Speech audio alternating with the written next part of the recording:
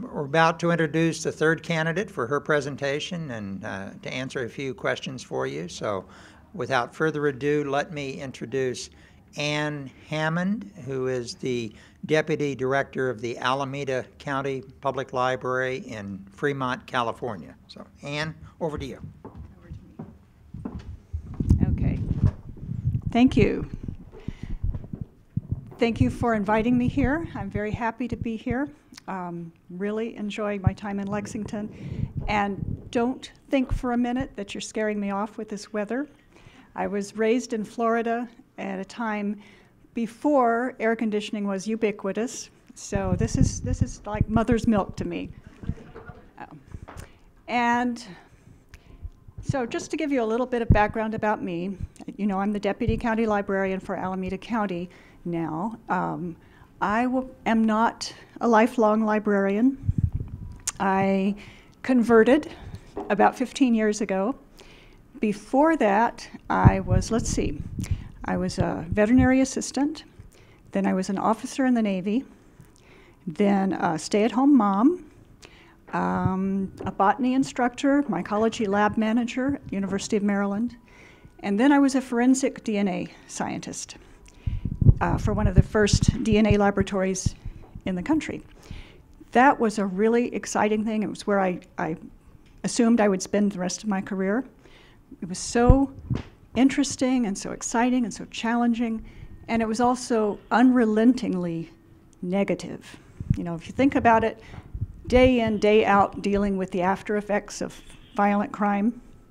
So, right about the time that I started to think that I needed to make a career change, look for something more positive that I could be focusing on, I met a woman named Deanna Markham, who was at that time the Dean of the Library and Information School at Catholic University in Washington, D.C. So after chatting with her for about 15 minutes, she had me convinced that not only did I want to be a librarian, but that I had always wanted to be a librarian. And she was right. So I went to school, got my MLS, and after graduating, I worked in special and academic libraries for about 6 years before I made the switch to public librarianship. Put this back down. Can you still hear me okay? Does that work? Yeah, I better hold it closer. Okay, so I started out as a part-time teen librarian at San Diego County Library, and then moved on to being full-time teen and reference librarian, and then branch manager. And then I became a regional supervisor for 4, then 7, then 11 of our 33 branches. And took a little bit of a detour along the way. I was asked to set up the adult services coordinator position, kind of create that job description. And then in 2007, moved to the San Francisco Bay Area.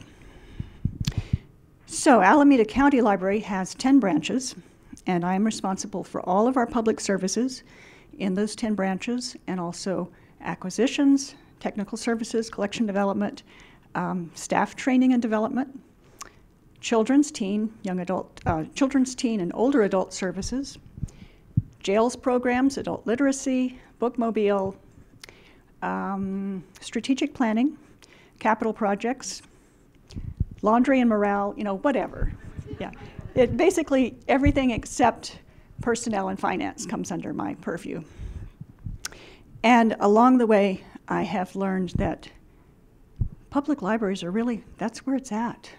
People love their public libraries. We touch people's lives, and there's nothing else I want to be doing rather than working in a public library right now. So what I've been asked to do today is talk to you about 3 of the trends that I see in public libraries. And we know that there are a lot of things going on with technology. What I'd like to talk about are some of the non-technical trends. So, the future of reference services, branding our libraries, and our relationships with our communities.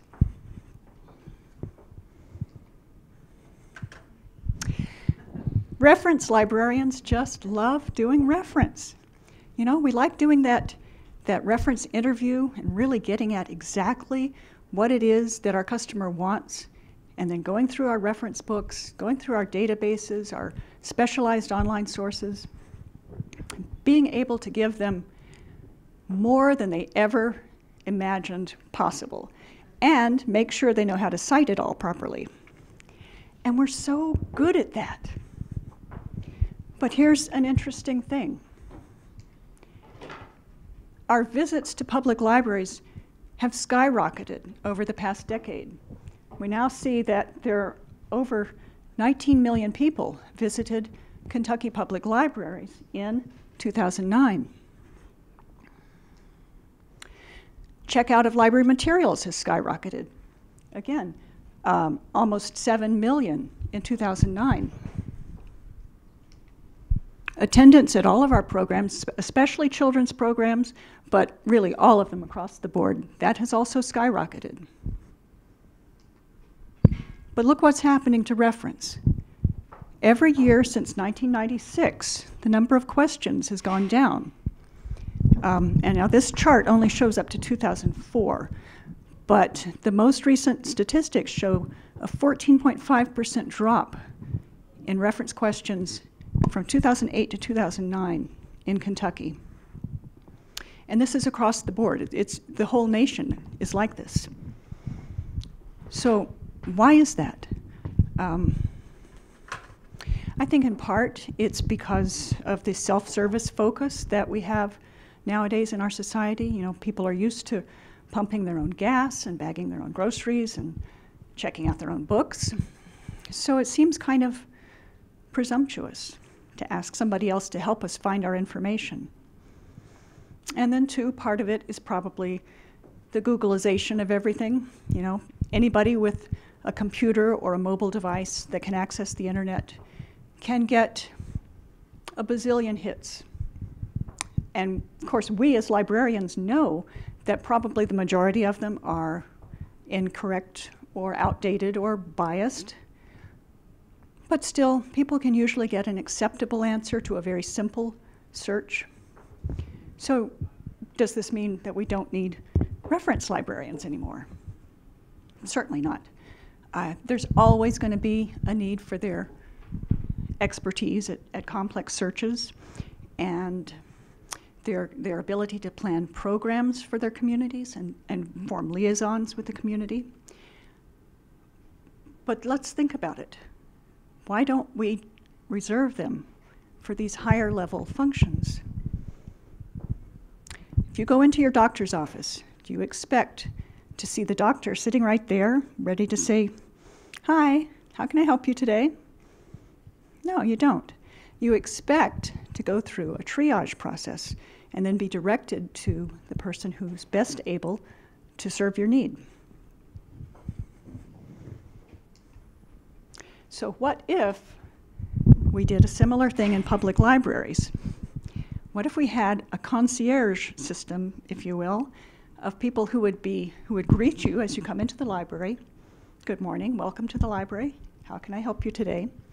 And then answer those directional questions, those simple reference questions, and then refer to the librarian anything that's complex or multifaceted. You know, somebody wants information on the War of 1812 and the specific function of whatever within that question. That's something that it requires a librarian's expertise. So what does that do for us? From the library's perspective, it allows us to maximize our use of staff resources and provide services in the most efficient way possible. From the library customer's point of view, it means they get that immediate welcome to the library, which is a very nice thing to have, and their questions are answered at the point of need. They don't have to seek out the reference desk and stand there and wait. If they have a detailed question, something that requires mediation with the librarian, they get that one-on-one, undivided attention. So this is something that a lot of academic libraries are looking at now, or actually have implemented. And public libraries are beginning to look at it. Is it something that would work for Lexington? I don't know. I think it's a fascinating idea.